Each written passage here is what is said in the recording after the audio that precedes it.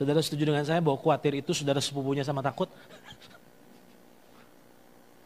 Filipi 4 ayat 6 sampai 7 bilang begini. Janganlah hendaknya kamu khawatir. Oke, khawatir itu saudara sepupunya takut ya.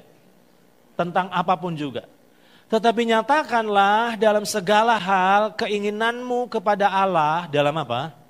Dalam apa? Dalam doa. Terus, dan permohonan dengan ucapan syukur.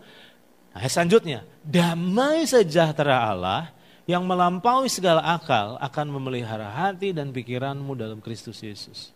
Waktu saya baca ini, yang Tuhan singkapkan ini, ternyata waktu kita khawatir, lalu kita memutuskan untuk berdoa, maka disitulah kita akan mengalami yang namanya damai sejahtera. Masalahnya waktu kita khawatir, waktu kita takut, kita nggak berdoa. Sekarang lihat ini. Yuk, lihat ayat ini. Mazmur pasal 46 ayat 11. Doa yang seperti apa sih? Mazmur 46 ayat 11 berkata, diamlah dan apa? Dan apa? Menurut saya kurang tepat. Nanti coba saudara lihat di dalam beberapa terjemahan yang lain, khususnya dalam terjemahan asli. Itu bukan masalah ketahui. Sebenarnya lebih tepat kenali. Jadi ternyata diamlah dan kenalilah bahwa akulah Allah. Aku ditinggikan di antara bangsa-bangsa, ditinggikan di bumi. Apa yang Roh Kudus ajar selama 2 hari belakangan ini dalam hidup saya? Waktu saya mulai doa. Dan bukan cuma berdoa, benar-benar berdoa. Aneh, damai itu mulai dirasakan. Keadaan di luar belum berubah. Tapi sesuatu yang di dalam mulai berubah. Lihat ini. Masalahnya, sadarkah saudara bahwa doa adalah keputusan untuk memfokuskan diri, untuk menikmati kehadiran Tuhan dalam hidup kita? Coba renungkan dulu. Apa sih doa? Banyak orang percaya memahami bahwa doa itu minta. Oh, kamu butuh apa? Maka berdoa. Doa itu bukan bicara tentang minta apa yang kita butuhin dari Tuhan. Ingat, doa adalah keputusan memfokuskan diri untuk apa sih? Untuk menikmati kehadiran Tuhan dalam hidup kita. Ini yang benar-benar saya lagi belajar hidupi. Jadi waktu doa itu apa sih? Bukan nyari Tuhan. Tuhan itu gak butuh dicari. Tuhan itu ada di dalam. Kita berkata, tunggu Tuhan. Tuhan gak butuh ditungguin. Tuhan sudah ada di dalam. Pendekatan kita waktu kita berdoa, menyadari dia sudah ada di dalam. Tinggal kita membangun kesadaran dan mulai menikmati kehadirannya dalam hidup kita. Itulah doa. Nah sekarang aneh, waktu kita mulai belajar menikmati Tuhan yang di dalam, yaitu lewat doa. Damai itu dirasakan dan dialami. Lihat ini ya, lihat ini. Saudara, kalau kita lihat di dalam 1 Petrus pasal 4 ayat 7 bilang apa? Kesudahan segala sesuatu apa? Sudah dekat. Karena itu, apa saudara?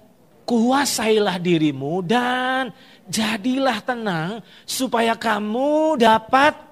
Saudara, saya catat di sini, jangan pernah berhenti berdoa sebelum kita benar-benar berdoa.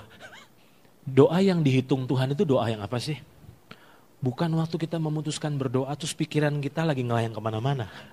Itu waktu doa yang masih ngelayang kemana-mana. Itu sama seperti saudara mencoba menelepon seseorang, masih busy, belum terkonek. Ternyata waktu kita memutuskan untuk berdoa, pasti pikiran kita akan melayang kemana-mana, betul? Makanya saya sering bilang gini, sebelum kamu berdoa, kamu akan digoda untuk melakukan hal-hal yang buruk. Tapi saat kamu berdoa, kamu akan digoda justru untuk melakukan hal-hal yang baik. Waktu saudara mau belajar doa dengan tenang, aneh, ada aja gangguan. Itu pintu udah ditutup belum? Itu kompor udah dimatiin belum? Selalu ada aja, itu besok kerjaan udah disiapin belum? Gangguannya banyak. Kenapa? Karena setan tidak mau saudara ngalami damai sejahtera.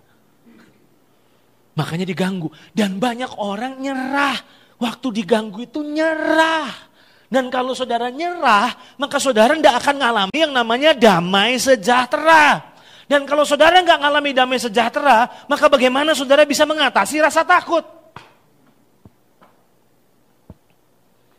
Saudara paham maksud saya? Makanya jangan berhenti berdoa sebelum kita benar-benar berdoa. Kita sering kali nyerah di tengah jalan, belum terkonek udah nyerah. Gangguannya. Dan saya mau bilang sama saudara, ada yang sering tanya sama saya, gimana caranya ngatasi gangguan pikiran yang lain kemana-mana? Nggak ada cara lain selain kesabaran. Saudara mesti sabar. Nah kalau kita pengen buru-buru, nggak bisa. Udah tenang, pikirannya nggak usah diladenin. Tenang aja. Kalau sampai mengganggu banget, tulis. Supaya jangan sampai lupa, setelah doa nanti saudara bisa kerjain. Tapi jangan mau terganggu. Sebab kalau diikutin terus, gak akan pernah saudara bisa nembus yang alami namanya damai sejahtera.